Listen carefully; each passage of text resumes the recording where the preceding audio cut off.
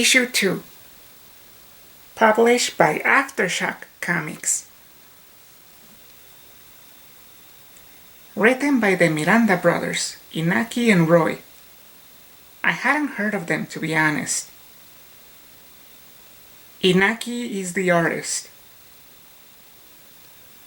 Inaki's name sounds like Basque language, so I suspect the N in Inaki is actually an Ene. So, for my bilingual sake, I will say it as Iñaki. The colorist of this book is Eva de la Cruz, and she is just as vital to the book's narrative. The story was engrossing and fun, in a fantasy sci-fi way, except with more gore. This book is not for younger readers. At its core, We Live follows two siblings, Hototo and his older sister Tala, who, along with their friend Humbo, were among the children chosen by aliens and gifted with life support bracelets so they could be rescued from the apocalyptic Earth in the year 2084.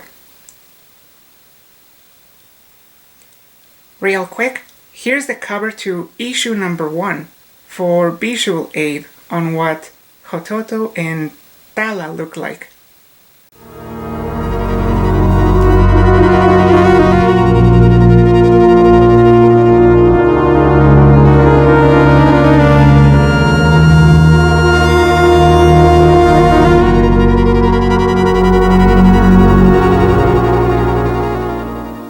Tala, Hototo, and Humbo travel the wilderness with Humbo's gorilla sister Alice, who communicates with flashes of colors and protects the children.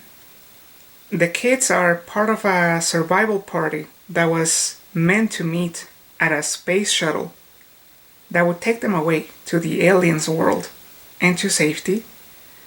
Unfortunately, along the way, the party is attacked and divided by plant zombies and these lion creatures called the Bengal Rippers. And so, for the remainder of the issue and the story, now the kids must fend for themselves while trying to reach their space shuttle in time, because the space shuttle is scheduled to take off in a couple of days. I really must praise the world building. The Miranda brothers do an excellent job. And they create this very original and very futuristic yet charming fantasy world that is very dangerous but also colorful. That is why Eva de la Cruz's colors really help with the success of this story. The characters are also very lovable, and you really grow to care for them almost instantly. Especially when you see the adorable and innocent Hototo, who likes to pretend to be a superhero. It's kind of like Life is Beautiful in a way, because the older characters are trying to keep Hototo innocent by making him believe that the entire journey is not as dangerous as it seems. And it's more like a game. In order for him, who believes to be a superhero, to reach his home planet. It's very endearing and also sad.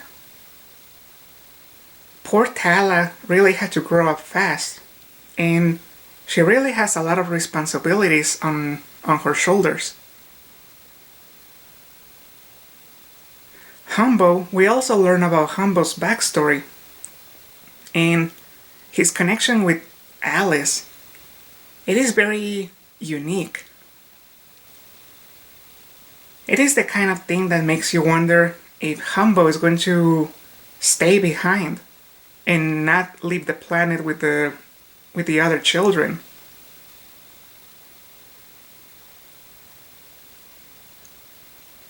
Overall, this book was amazing. The fantasy and horror elements really blended together masterfully. This is a must-buy. Final verdict? Match it.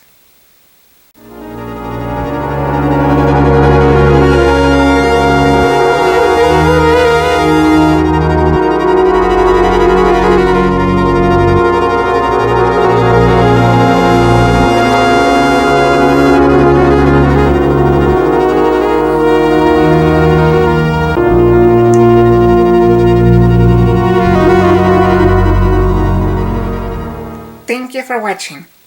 See you next time. Apple.